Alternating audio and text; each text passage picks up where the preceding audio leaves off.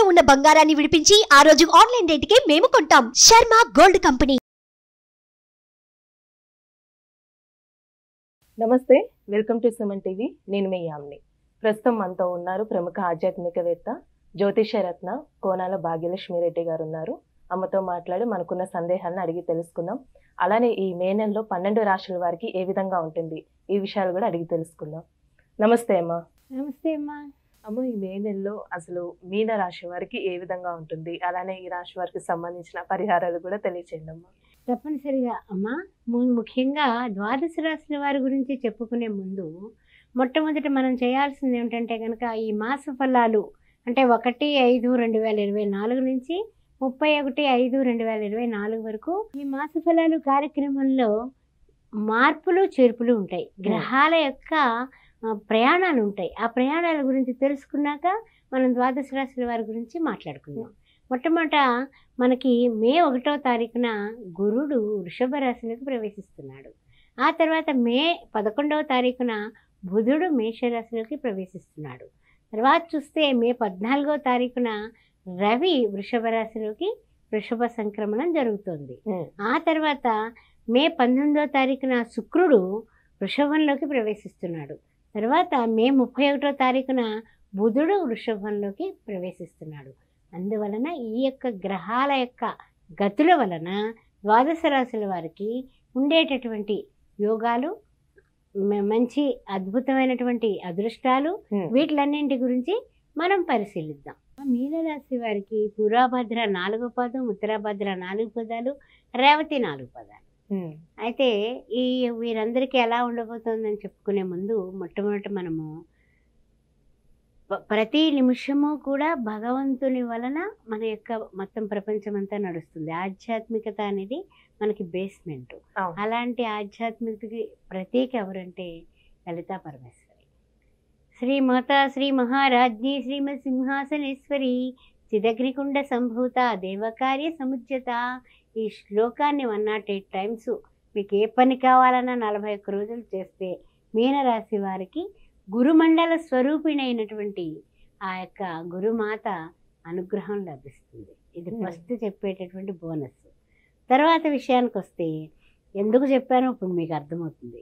రాహువు, కుజుడు, బుధుడు అందరూ కలిసి ఈ యొక్క మీనరాశిలో కూర్చుని ఉన్నారు. దీని వలన కోపాలు, చిరాకులు, తర్వాత ఇంట్లో వాళ్ళు వీళ్ళ మీద కంప్లైంట్స్, సీతయ్య ఎవరి మాట వినుడు అన్నట్టుగా ప్రవర్తిస్తూ ఉంటారు ఒక్కసారి.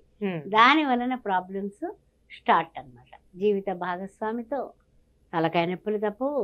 తర్వాత ఇంట్లో ఉన్నటువంటి వ్యక్తులతో కొంచెం కోపంగా మాట్లాడటం వల్ల అవతలి వాళ్ళ మనసు నొచ్చుకుని మనల్ని కొంచెం దూరం పెడుతూ ఉంటారు. అది మళ్ళీ బాధ. గురువు 3వ ఇంటికి మారుతున్నాడు. అయినప్పటికీ కూడా వీళ్ళకి ద్వితీయంలో ఉన్నటువంటి గురువు 3వ ఇంటికి మారడం పెద్దంత శ్రేయదాయకం కాదనే చెప్పొచ్చు. ఎందుకంటే రాశ్యాధిపతి అయినప్పటికీ కూడా అలాగే చూసినట్లయితే 7వ ఇంట్లో కేతు ఉన్నాడు యథావిధిగానే. తర్వాత చూసినట్లయితే గోచార చంద్రుడు దశమంలో ఉన్నాడు.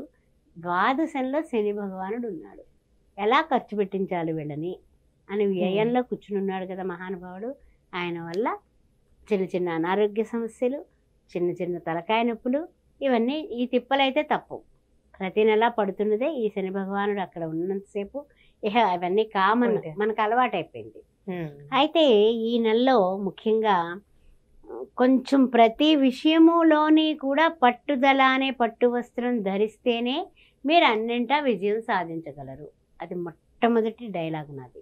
ఎందువలన అంటే వృత్తుల్లో కానీ, ఉద్యోగంలో కానీ, వ్యాపారంలో కానీ, ఏ రంగంలో ఉన్నప్పటికీ, రాజకీయంగా కానీ పదవి కావాలన్నా, పదోన్నతి కలగాలన్నా, ఇష్టమైన ప్లేస్కి ట్రాన్స్ఫర్ కావాలన్నా, వైద్య రంగంలో ఉన్నా, లాయర్లుగా ఉన్నా, ఏ రంగంలో ఎలాంటి వృత్తి చేసిన కార్మిక సోదరులు కానీ, పాత్రికేయ మిత్రులు కానీ ఎవరైనప్పటికీ కూడా వ్యవసాయ రంగంలో ఉన్న పట్టుదల అనే పట్టు వస్త్రాన్ని మీరు ధరిస్తే పూజ చేయాలనిపిస్తుంది కదా, అలాగే మనం ఆ పని పూర్తి చేస్తాం. సంకల్ప బలంతో మీరు ముందుకు వెళ్ళగలరు. ఆ విషయాన్ని రాసుకోండి. గురుడు మారుతున్నాడు, ఎలా ఉంటుంది ఎలా ఉంటుంది, వాళ్ళు అద్భుతం అన్నారు, వీళ్ళు ఎలా అన్నారు అలా అన్నారని ఆలోచించకండి. పట్టుదలతో మీరు ఏదైనా సాధిస్తారు అనే కాన్ఫిడెన్స్ లెవెల్ ఫస్ట్ పెట్టుకుంటే ఆ తర్వాత విషయానికి వద్దాం. అలానమ్మా, అంటే వీళ్ళకి శుభకార్యాలు జరిగే అవకాశం ఉందంటారా మే నెలలో? శుభకార్యాలు ఏమీ జరగకపోయినా ఖర్చులు మాత్రం వీళ్ళ అంచనాలను మించిపోతాయి. అధికంగా ఉంటాయి. దానితోటి చూసుకోండి అమ్మో అమ్మో అమ్మో ఇంత ఖర్చు అయిపోయింది ఇంత ఖర్చు అయిపోయింది అని వాపోతూ ఉంటారు. కానీ ఖర్చు పెట్టేశారు కదా, మళ్ళీ తిరిగి రాదు కదా. అవును. గోడకు వేసిన సున్నంలాగా మీరు వేసేసారు, అయిపోయింది. అందువలన ఖర్చుల్ని నియంత్రణ చేసుకోవడానికి మీ మనస్సుని అరికట్టుకోవడం అనేది చాలా ఉత్తమమైనటువంటి, అంటే కోరికల్ని అదుపులో పెట్టుకోవాలి. ఆ విషయం మనం ఏంటంటే ఖర్చు పెట్టేటప్పుడు ఎవరికి తెలియదు. తర్వాత మూడో విషయానికి వచ్చినట్లయితే కనుక కొత్త వ్యక్తులతో పరిచయాలు కనపడుతుంది. ఈ నూతన వ్యక్తులు అంటే ఊహించుకున్న వ్యక్తులు మనం అనుకుంటాం వాళ్ళతో మనకు పరిచయం ఉంటే ఎంత బాగుండు, వాళ్ళు పలానా వాళ్ళు కదా, గొప్ప వాళ్ళు కదా అని ఆశపడతాం కదా.